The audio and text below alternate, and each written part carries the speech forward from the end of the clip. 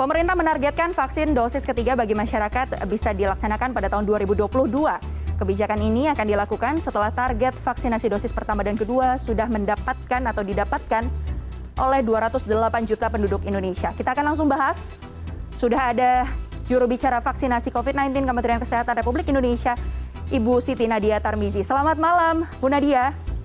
Selamat malam, Mbak Maisri. Semoga dalam kondisi sehat ya, Ibu.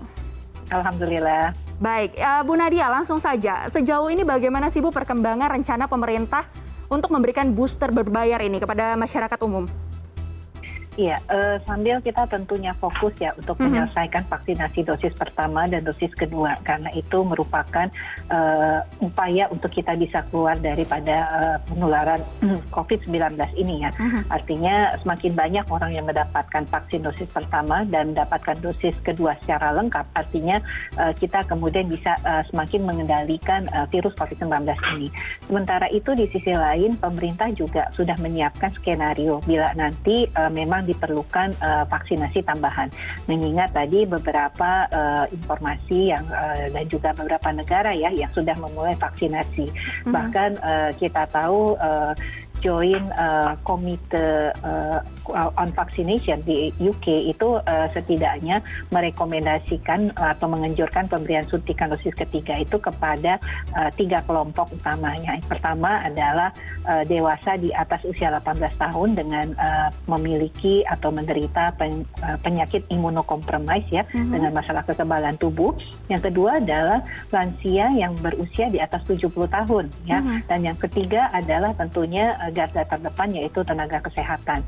Nah, kita sendiri sudah memulai vaksinasi dalam kondisi darurat ini disampaikan oleh ITAGI pada special condition ya, kondisi darurat ya tadi kami sampaikan, maka vaksinasi tambahan dosis ketiga ini diberikan kepada tenaga kesehatan. Sementara kemungkinan untuk tambahan dosis ketiga kepada non tenaga kesehatan ini kemudian disiapkan skenarionya oleh pemerintah di tahun 2022 bahwa nanti untuk tambahan dosis ketiga kita akan kembali kepada prinsip jaminan kesehatan nasional ya, yang sudah memang kita miliki. Artinya nanti yang merupakan PBI dan yang selama ini memang sudah ditanggung di dalam jaminan kesehatan nasional itu yang akan dibiayai oleh pemerintah. Sementara masyarakat lain memiliki pilihan ya untuk mendapatkan jenis maupun merek vaksin untuk penambahan dosis ketiga. Oke, artinya nanti mekanismenya karena ini akan berbayar ya, bagi mereka yang masuk dalam PBI atau penerima bantuan iuran nanti akan diberikan oleh pemerintah, begitu ya Ibu. Tapi kalau mereka yang tidak masuk dalam PBI di BPJS ini akan kemudian membayarkan sendiri. Sudah direncanakan kira-kira besarannya nanti berapa? Ya, untuk penetapan harga tertinggi ya daripada vaksinasi maupun pelayanan vaksinasi, tentunya kita sudah memiliki acuan setidaknya pada saat kita menerapkan harga untuk vaksinasi gotong royong. Tapi kembali lagi ini sifatnya masih sangat dinamis dan sangat mungkin untuk berubah. Karena pada prinsipnya kita memang dalam tahun anggaran itu harus sudah mempersiapkan ya skenario perencanaan anggaran yang akan dilaksanakan di 2022. Tentunya ini akan sangat fleksibel sifatnya ya. Artinya kita masih sangat menunggu pertama rekomendasi WHO karena sampai saat ini kan WHO belum merekomendasikan pemberian vaksinasi tambahan kepada siapapun juga termasuk kepada tenaga kesehatan. Yang kedua adalah perkembangan lebih lanjut, apakah betul tambahan dosis ketiga ataukah memang harus mengulang dosis pertama dan dosis kedua, ataukah kemudian kita bisa menggunakan jenis vaksin yang sama atau boleh dengan jenis vaksin yang berbeda. Jadi hal-hal ini yang tentunya masih akan sangat berkembang, tetapi di sisi lain dari sistem perencanaan sudah harus kita siapkan. Kisaran biayanya yang sudah direncanakan masuk dalam sistem perencanaan ini berapa, Bu Nadia? Iya, tidak akan kurang lebih mungkin tidak akan berbeda banyak dengan harga yang sudah kita tetapkan di dalam vaksinasi gotong royong ya. Artinya sekitar 220.000 untuk vaksinnya dan biaya pelayanannya itu sekitar 200.000 juga. Jadi sekitar 400.000 untuk satu kali penyuntikan. Dengan vaksin jenis?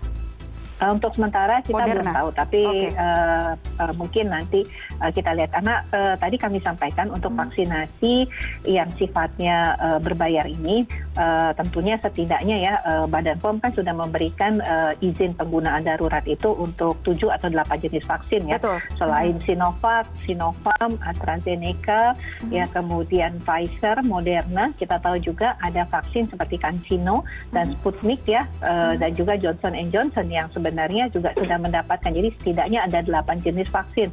Nah, tinggal nanti bagaimana mekanismenya untuk vaksin ini masuk ke Indonesia dengan tentunya distributornya, dan nanti kita akan menentukan harga tertinggi untuk pelayanan vaksinasi ini.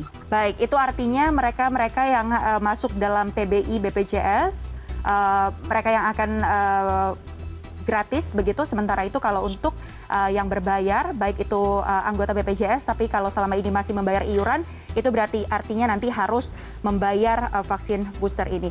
Bu Nadia, yang selanjutnya juga menjadi kritikan yang tadi Ibu sampaikan juga, bahwa sebenarnya dari WHO juga belum merekomendasikan pemberian booster bagi siapapun, termasuk diantara tenaga kesehatan. Lalu apa kemudian yang membuat pemerintah Indonesia ini membuka opsi untuk memberikan vaksin booster di 2022?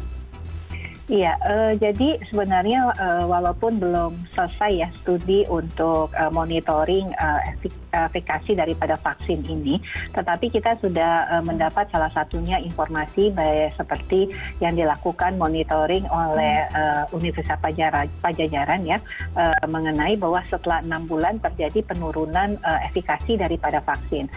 Juga Sinovac sendiri dalam studinya juga mengatakan ada penurunan daripada efikasi vaksin.